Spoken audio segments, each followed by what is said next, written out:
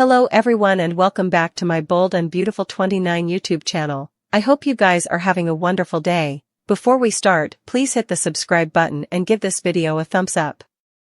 Bill Spencer has stumbled into another love triangle, and he's going to have to make a life-changing choice ultimately. Poppy haven't seen the last of in Los Angeles, and ultimately Bill Spencer will have to decide whether he wants to be with Poppy or the other love of his life. Will there be a Beatty reunion in the near future? Bill Spencer will continue to spend time with his ex-wife Katie Logan and their son, Will Jr. It's no secret Katie still has passions for Bone Bill. She putatively admitted that to him while she was trying to get Poppy Nozawa arrested for murder. And Katie and Bill's son is also laboriously campaigning for a Beatty reunion. It seems like the only thing that has been stopping Bill and Katie from getting back together is his relationship with the mysterious woman from his history, Poppy Nozawa.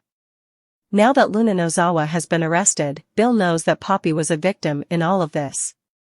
Wouldn't it be cruel if she lost her son and her swain in one swoop?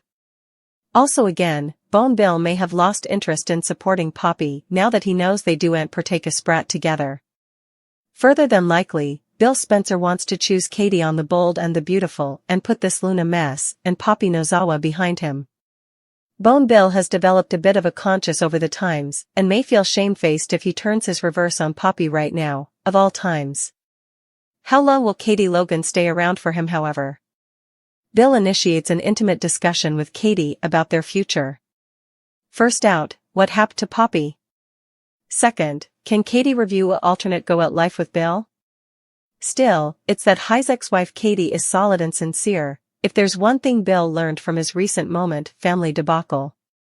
He may have treated her poorly in the history, but Bill's passions for Katie no way sounded to dwindle.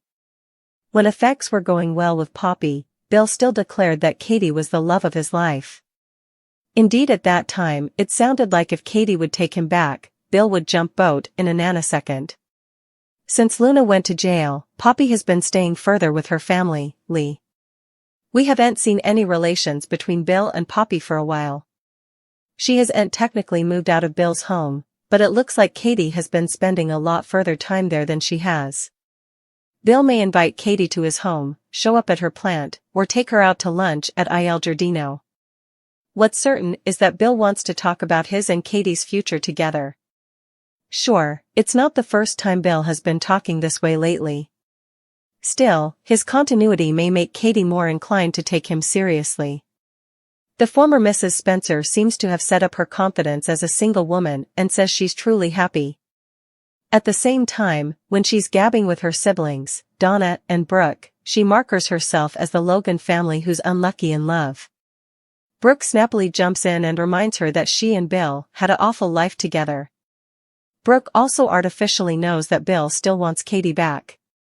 Can Katie forget her old injuries and learn to trust Bill again? Should she, or is she better off moving on and chancing notoriety new? What drives someone like Luna Nozawa to choose the path she did? This is a question that likely crossed all our minds as we watched her being attended down and bind. Luna is a fairly new addition to the geography, and it raises the question, is there a darker side lurking within her psyche? Could this be the reason for her descent into chaos? Was it purely nature, nurture, or a combination of both? According to Luna, her mama, Poppy Nozawa, was far from a good parent, frequently leaving Luna in the care of others, failing to give the harmonious support a child needs. There are indeed hints that their menage plotted with food failure, forcing Luna to fend for herself at a youthful age.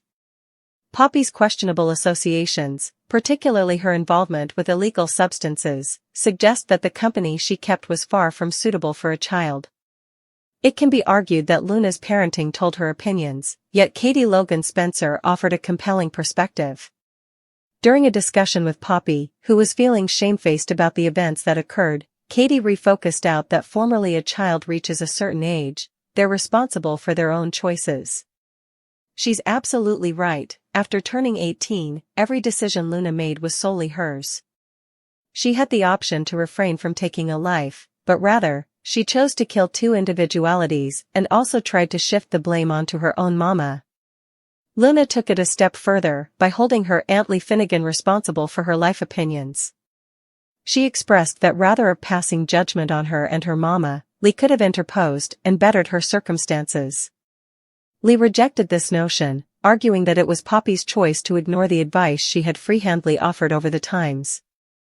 Could Lee have truly altered the course of Luna's metamorphosis into the person she came? Might she have had the occasion to guide Luna toward more positive choices? While we can consider these questions, it eventually may boil down to a single factor. It seems that Luna harbored deep resentment towards Poppy for the times of trauma, poverty, and insecurity she endured. While it's easy to understand where that resentment comes from, Luna's choices are delicate to justify.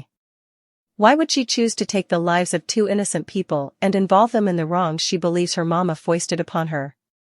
Tom Starr, despite his desire to be part of his son's life, didn't directly harm her in any way, and poor Hollis Chambers was simply a runner. No quantum of resentment or trauma can justify the act of murder. Right now, the situation remains unclear. The last verified detail we had was that Luna was confined and might face a lengthy judgment. There's been no suggestion of when her sentencing might due or if she has secured any legal representation. It raises questions, especially since Bill had offered to support her in a fatherly part. Could he also be considering hiring a counsel for her? Still, given Luna's disquieting conduct towards her mama, who was involved with Bill, and her unhappy advances that made him uncomfortable, it wouldn't be surprising if Bill chose to part himself. So, the whole situation and the future of Luna Nozawa is still uncertain. Lee Finnegan to reply to Taylor Hayes Stunner. Lee will also bear the information to John Finnegan. Meanwhile, Bill Spencer tells Katie Logan and Will Spencer that he wants to reunite as a family. That's when Taylor dropped a stunner on Lee. Taylor claims she has a heart failure and is dying. Lee will be stupefied and might suggest an alternate opinion. Lee might indeed offer to run her own set of tests on Taylor. Still, I imagine Taylor will decline, saying she has her own croakers. Is this opinion real or is this just a scheme, however? At some point, Lee is going to partake the news with Finn. Lee will entrust in Finn, which is most likely about Taylor. Still, Lee might tell Finn that Taylor participated the opinion in confidence. That likely means Finn will be under pressure not to tell Steffi Forrester Finnegan. On the other hand, if Finn tells Steffi, also what happens if it turns out to be a taradiddle? Taylor will also stop by Forrester Creations. Taylor tells Brooke Logan and Ridge Forrester that seeing them together and happy means they've a lot to look forward to. Intriguing. Bill, Will, and Katie Logan. Bill will tell Will and Katie that he wants them to be a family again. Still, what's going on with Katie's love with Carter Walton? Plus, will Penelope Poppy Nozawa really stand by and let Beatty reunite? Indeed, though Poppy seems like a nice lady, she did advise Katie she'd fight for her man.